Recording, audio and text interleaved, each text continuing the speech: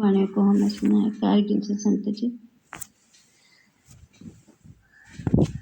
बार बार वंदन करो सद्गुरु देव हमार।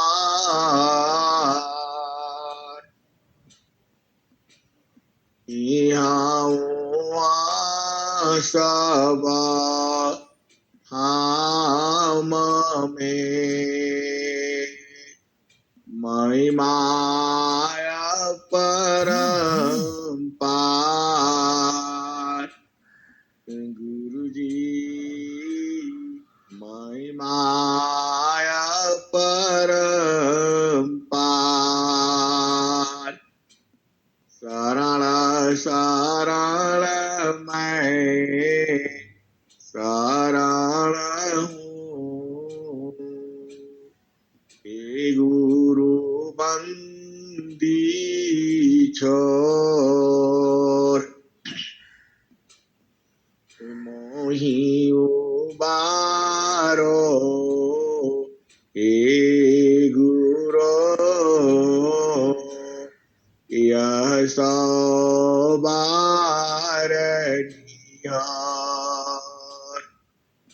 गुरु जी यह सवार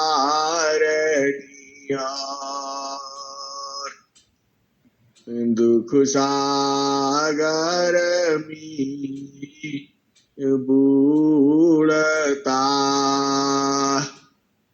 सुध लीजिए जनाया अब विलंब जनी कीजिए बाह पकड़ जनराय।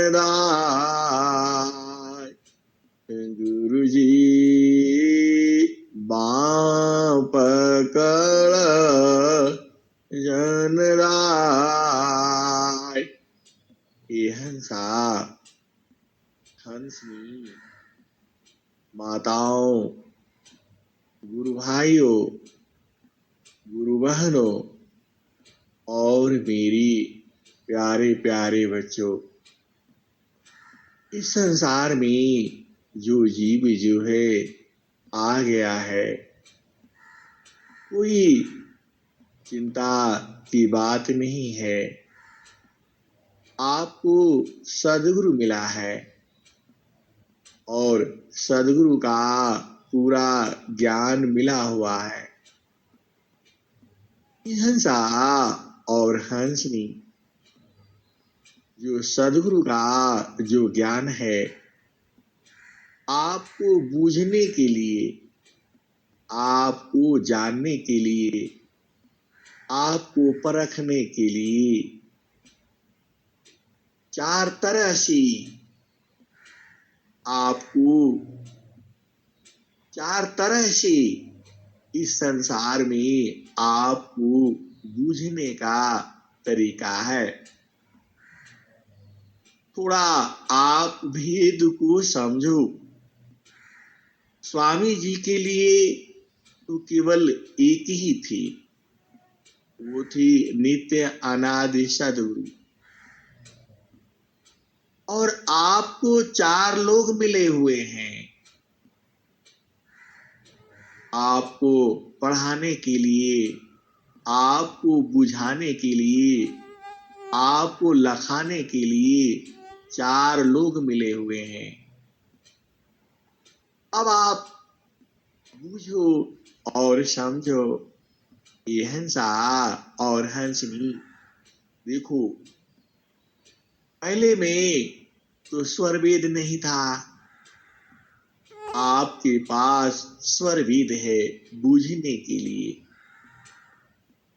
स्वर वेद जो है बाह्य ज्ञान बताता है और आंतरिक भेदों को भी आपको बुझाता है, लेकिन उसकी साधना करने से, प्रैक्टिकल करने से आपको पूर्ण बोध हो जाता है।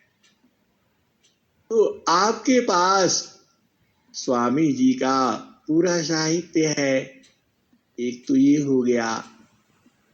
और बूझने के लिए कबीर साहब की बाणियां हैं और भजन सत्संग है, आपको दूसरा भी हो गया। और जो है आप दो तरह से आप बूझ रहे हैं, एक तो कबीर साहब की बाणियां हैं, आपको उससे भी समझ में आ जाएगा। और दूसरा जो ही आपके पास स्वर वेद है, आप किसी चीज को वहां से पकड़ लो, जो परख लो, और जो है कबीर साहब की बाणियों से परख लो, जो हो गया। अब तीसरा जो है, जो आपको संतों के द्वारा जो आपको बुझाया जाता है, समझाया जाता है, आप वहां से समझ लो। एक दो तीन हो गया। और चौथा जो है, आप साधन कर लो, जान लो, तो आप कितने सौभाग्यशाली हो। आपको परमात्मा को समझने के लिए चार तरह से आप बोध कर सकते हो। ये हंसा और हंसनी तुमको पढ़ाने वाले, समझाने वाले, बुझाने वाले इस संसार में चार लोग हैं, जो कि आपको जड़ संसार में बोध हो जाएगा। अभी और भी है, आप थोड़ा सा भेद को समझना होगा। आपको कबीर साहब की बाणियां हैं और स्वामी जी का स्वर वेद की बाणियां हैं, और संत लोग जो आपको समझाते हैं, बुझाते हैं, वह भी है। और जो है आप साधन कर लो, ये चार तो आपको एकदम बिल्कुल सामने सामने दिखाई दे रहे हैं। ये हंसा और हंसनी आप हमारा मतलब आप नहीं समझ रहे हो। इस संसार में देखो, स्वामी जी तो आपको दिख नहीं रहे हैं, वो अलग बात है। कबीर साहब आपको दिख नहीं रहे हैं, वो अलग बात है। लेकिन वह आपके साथ ही है। अब संसार में आपको बूझने के लिए, आपको देखो, आप भेद नहीं समझ रहे हो।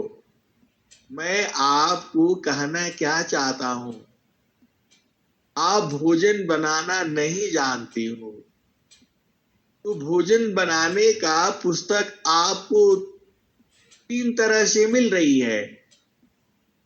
एक कबीर साहब की पुस्तक है, आप थोड़ा इस मतलब को समझना और बुझना। आपको हम ये तरीका बता रहे हैं, समझा रहे हैं। तो ये भोजन आपका आत्मा का बनेगा। आप जड़ भोजन मत समझना कि चावल बनाना है, सब्जी बनाना है, दाल बनाना है, हलवा बनाना है, खीर बनानी है। यह तो जड़ संसार आप जानते ही हो, आप बनाते ही हो, लेकिन आपको वैसे ही समझा रहा हूं। तो कबीर साहब की जितनी बाणियां हैं, उसमें भी आत्मा का भोजन बनाने का आपको विधि है। और स्वामी जी का भी स्वरवेद में आत्मा का भोजन बनाने का विधि है। एक हो गया, दो हो गया, और तीसरा संतों की बाणियां हैं, सत्संग है। सत्संग में भी तो आपको आत्मा का भोजन ही बनाया जाता है, आपको खिलाया जाता है, आपको पिलाया जाता है, तो 3 हो गया। और चौथा आप खुद बना करके देखो, स्वामी जी ने क्या कहा है। ये तो अभी अभी की हो गई, और कबीर साहब ने तो बहुत पहले ही कह दिया, और वो तो जुगन जुगन के सदगुरु हैं। ये हंसिनी, अब भी आप नहीं समझोगी तो कब समझोगी। और स्वामी जी निरंतर इस संसार में विभू होकर के हर जगह उनका संकल्प है, आप जानते ही हो। तो जब सद्गुरु का संकल्प है तो वह तो निरंतर तुम्हारे ही साथ खड़ा है स्वामी पदे छे नहीं, वह देखे सबको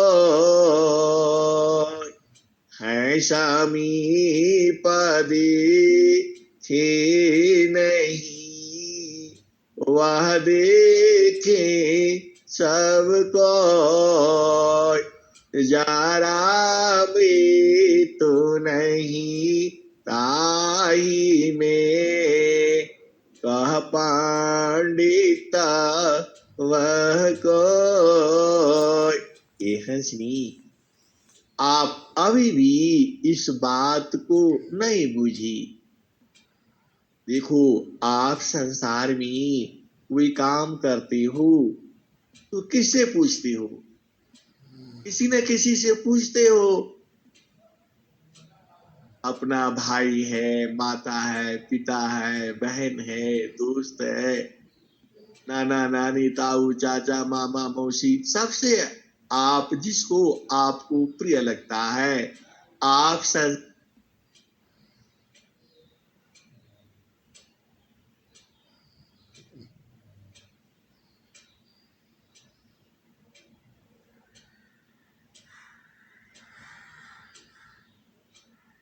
दो 3 आदमियों से पूछ लो।